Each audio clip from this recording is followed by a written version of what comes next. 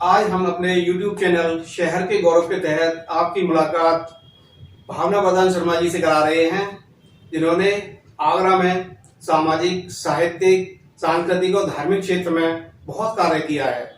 इन्होंने एक हिंदी संस्था बनाई है, ताज लिटरेचर क्लब, जिसके माध्यम से साहित्य के क्षेत्र में काफी काम किया है और देश भर के लेखकों को एक मंच प्रदान किया है, जिसके लिए उन्हें अनेक पुरस्कार और सम्मानों से नवाजा गया है। इसके अतिरिक्त ये देश की एक जानी मानी लेखिका हैं। इनकी किताब बेस्ट सेलर रही है। साथ ही ये ब्रज और सनातन संस्कृति, गीता प्रेस, प्राचीन मंदिरों आदि के विषय में लगातार कार्य कर रही हैं और बहुत से संगठनों से जुड़कर अपनी सेवाएं प्रदान कर रही हैं। तो आइए आज हम उनसे मुलाकात करते हैं और उनसे उनके अब तक के सफर के बारे में जानने की कोशिश करते हैं। हिंदी साहित्य का प्रचार प्रसार करने के लिए आपने संस्था शुरू की, बुक क्लब बनाया, कार्यक्रम किए। इस सब की शुरुआत कहाँ से हुई? देखिए, एक बहुत बड़ा वर्ग हमारे देश में ऐसा है जो किताबें तो पढ़ता है लेकिन हिंदी से उन्होंने दूरी बना रखी है और हिंदी साहित्य से। 2 दशकों पहले जब इंटरनेट हमारे देश में आया, उर्दू साहित्य को बहुत ही ग्लैमराइज तरीके से परोसा और जो हमारा युवा था, युवा पीढ़ी थी, वो उससे कनेक्ट हो गई। हिंदी कविता, हिंदी साहित्य इस मामले में पिछड़ गया।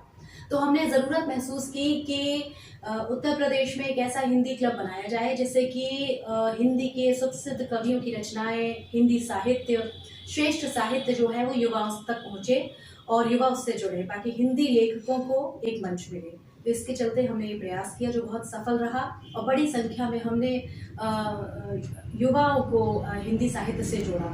सुप्रसिद्ध कवियों की जयंती पर हमने गोष्ठी रखी और बहुत से कार्यक्रम किए, जिससे कि युवाओं तक हमारा जो ये प्रयास है पहुंचा। सनातन धर्म, हिंदुत्व, संस्कृति आदि विषयों पर भी कार्य करती रही हैं आप। एक सांस्कृतिक योद्धा की यात्रा किस प्रकार शुरू हुई? देखिए, हिंदी के प्रचार प्रसार के लिए जब हमने कॉलेजेस, यूनिवर्सिटी कैंपसेस में देखा कि भाषा पर कार्य करना हमारे लिए एक चुनौती के रूप में था, क्योंकि पूरी संस्कृति के पुनर्जागरण की आवश्यकता हमने महसूस की।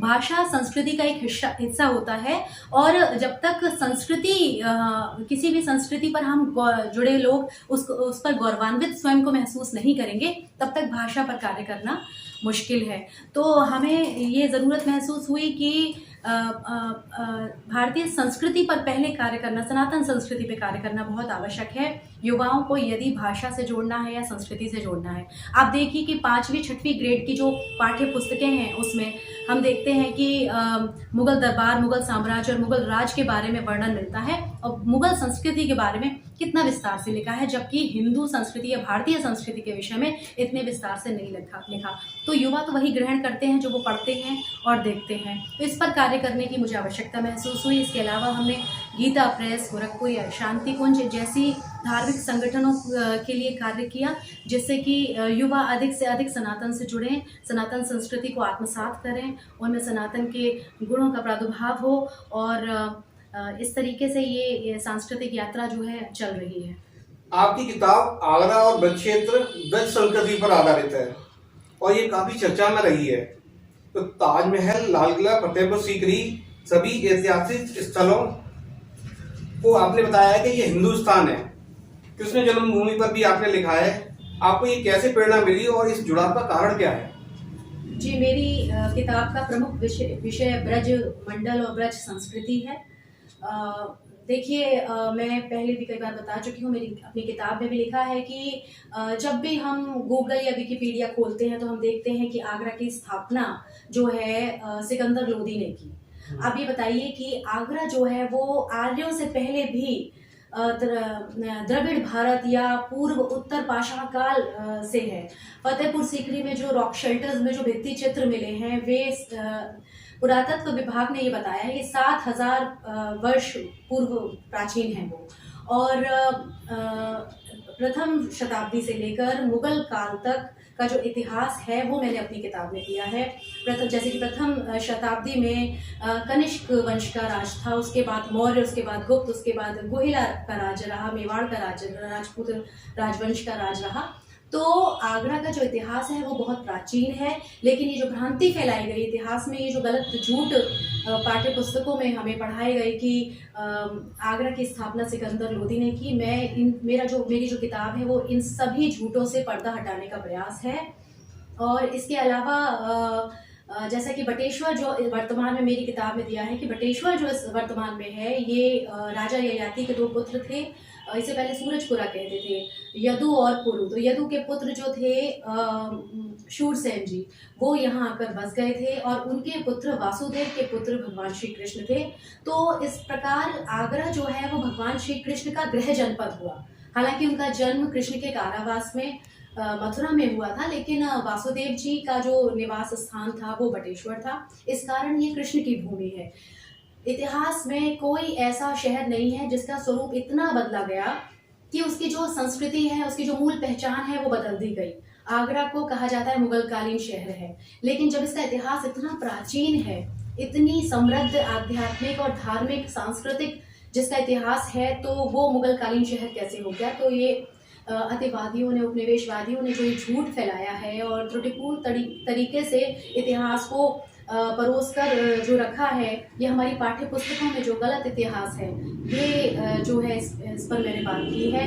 उसके अलावा जी हाँ, ताजमहल के बारे में मैंने बताया है कि जब सभी ऐतिहासिक ग्रंथों में, और मैंने सभी वे संस्मरण, वे सभी शिलालेख और वो ऐतिहासिक ग्रंथों का उल्लेख किया है जिनमें कि ये बताया गया है कि वो राजा जयसिंह का महल था, या लाल किला जो था वो भी महाभारत काल का दुर्ग है, बादलगढ़ का दुर्ग था, या फतेहपुर सीकरी जो वो जैन नगरी थी।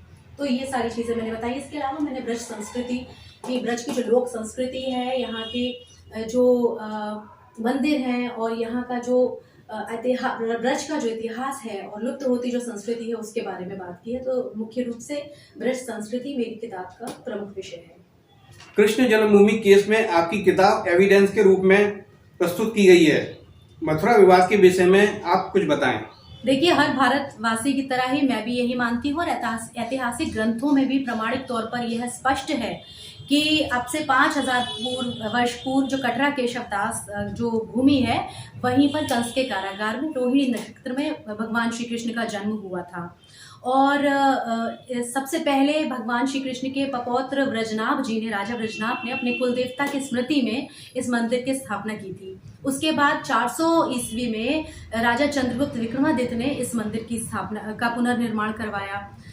उसके बाद 1017 में जब गुजरात के सोमनाथ की तरफ 3 बार इस पर आक्रमण हुआ है और 4 बार इसका पुनर्निर्माण हुआ है।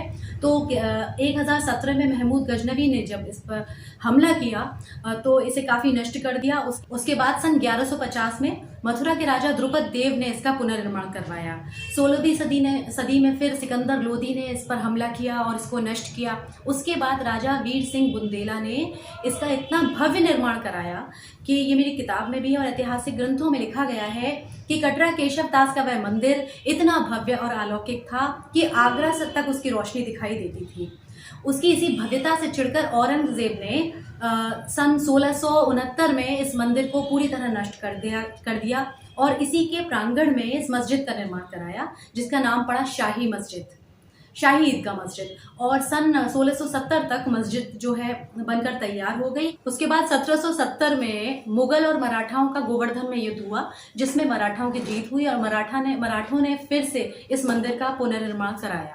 1805 में जब मथुरा पर ईस्ट इंडिया कंपनी का शासन हुआ तो नीलामी में बनारस के कारोबारी राजा पटनीमल ने इस मंदिर को खरीद लिया।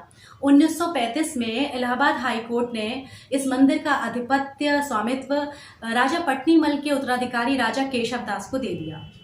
1944 में मालवीय जी और कुछ उद्योगपतियों जैसे बिड़ला और डालमिया ने इस मंदिर की जो भूमि थी उसको 13,000 रुपये में खरीद लिया। इसके बाद सन 1958 में श्री कृष्ण जन्मभूमि सेवा संस्थान ट्रस्ट बना और 1982 तक जो आज वर्तमान में मंदिर का स्वरूप हमारे सामने है वो उसका निर्माण कराया गया। जो विवाद शुरू हुआ वो 1968 में शुरू हुआ। 1968 में ट्रस्ट ने मुस्लिम पक्ष के साथ समझौता किया कि एक ही प्रांगण में मंदिर और मस्जिद दोनों रहेंगे। अब 1973 में जो पहली याचिका दायर हुई वो इसी समझौते को निरस्त करने के लिए, रद्द करने के लिए और चैलेंज करने के लिए की गई है। तब से ये जो विवाद है चला आ रहा है।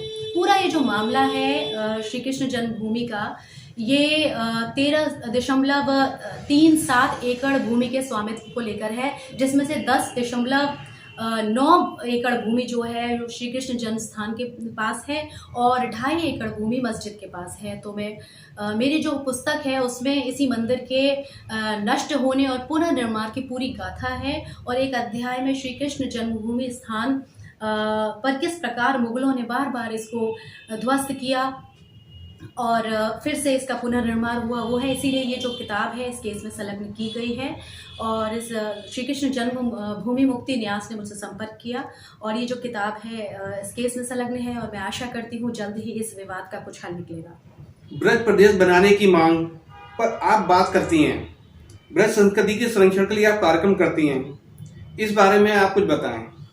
देखिए, जो हमारा ब्रज मंडल है ये पूरे विश्व में ये बहुत ही अलौकिक स्थान है और पूरा विश्व हमारे ब्रज मंडल की तरफ आध्यात्मिक चेतना के लिए देख रहा है और हमारे ब्रज क्षेत्र का ये जो ज्ञान आध्यात्म है ये पूरे विश्व को आलोकित करता है। ये जो 84 कोस का ये जो है ये वनों उपवन कुंज निकुंज का स्थान है, बहुत ही सुंदर भगवान श्री कृष्ण की जन्मस्थली है। और लेकिन बहुत ही दुखद है कि ब्रज संस्कृति को जो स्थान मिलना चाहिए वो नहीं मिल रहा है। धीरे धीरे ब्रज संस्कृति जो है लुप्त हो रही है।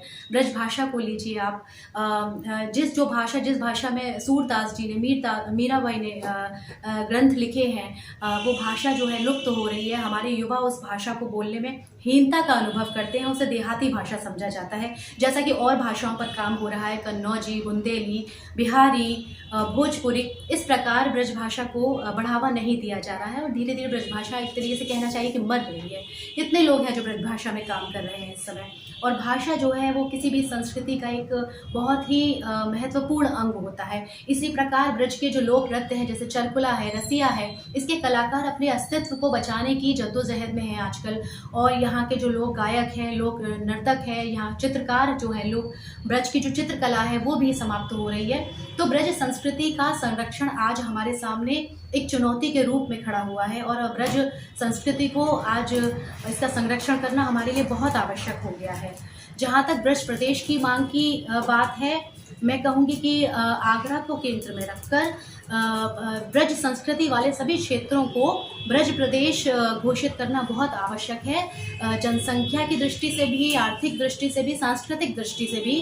क्योंकि आगरा के लोगों का जो जुड़ाव है वो सामाजिक सांस्कृतिक रूप से उन क्षेत्रों से है जहाँ भी ब्रज संस्कृति का प्रभाव है। तो हर प्रकार से ये बात तर्कसंगत है और उचित है कि इन क्षेत्रों को ब्रज प्रदेश घोषित कर दिया जाना चाहिए और मैं इसका समर्थन करती हूँ।